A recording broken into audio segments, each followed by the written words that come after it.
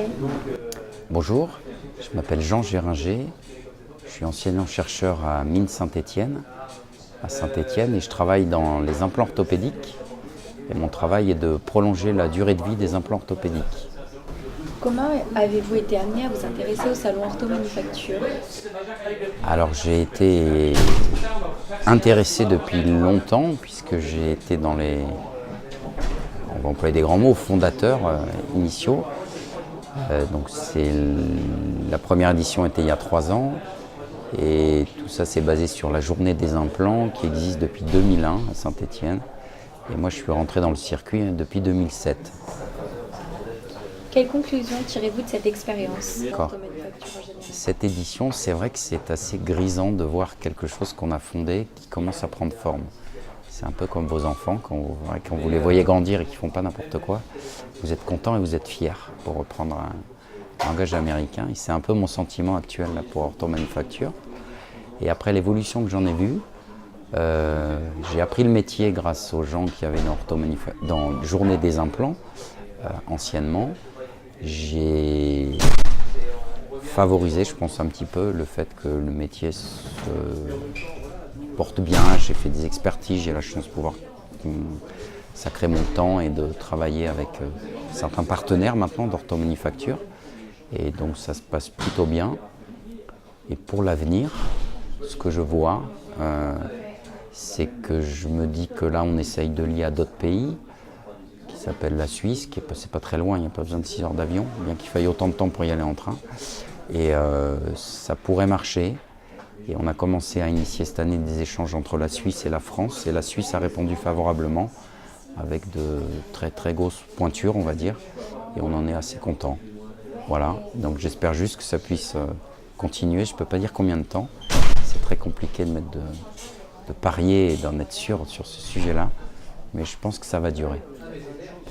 Et à ton avis, qu'est-ce qui sera déterminant dans la pérennité de l'événement? Est-ce que c'est le nombre de participants, le nombre d'exposants, le nombre de visiteurs, l'internationalisation de l'événement?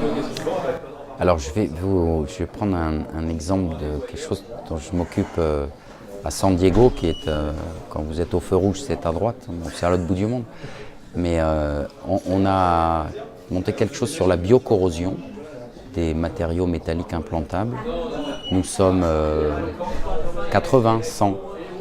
Par contre, on a créé quelque chose qui fait que les gens y reviennent tous les ans et ils sont contents de traverser la moitié de la planète pour se retrouver, passer une semaine ensemble et échanger et voir leur progrès, et on avance tous ensemble. Et cet esprit-là, je pense que c'est ce qui pourrait se faire dans Orthomanufacture. Et qu'en fait, si on arrive à faire un noyau qui est vraiment très soudé, comme j'ai vu hier soir, je pense que ça pourra se faire. Et ces gens-là, ils vont dire que des bonnes choses dessus. Ils vont peut-être, à la rigueur, on n'a pas besoin d'être 1500, parce que déjà, il faudra trouver bon, après, on ira peut-être au Zénith, mais ça va être compliqué à trouver. Mais à la rigueur, si on a un groupe de 100 ou 200 qui est super bien fédéré, et je pense que c'est ça le plus dur à faire en fait. Sur un coup, vous pouvez avoir 1500 personnes déjà fait. Mais de maintenir ça sur 10 ans, ça c'est vraiment difficile.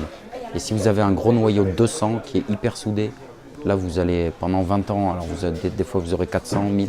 Je pense que c'est ça vraiment l'objectif d'Orthomanufacture dans les... Et donc l'objectif, ce serait vraiment de rester centralisé, centré autour de l'implant et de faire le plein autour de ce sujet plutôt que d'élargir le sujet.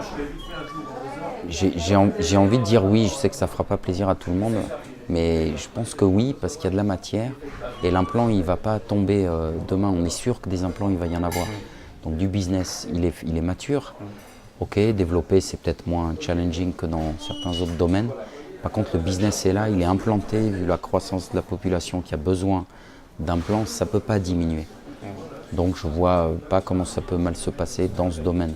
Après c'est à nous de faire le job pour fédérer la communauté et faire en sorte qu'elle perdure.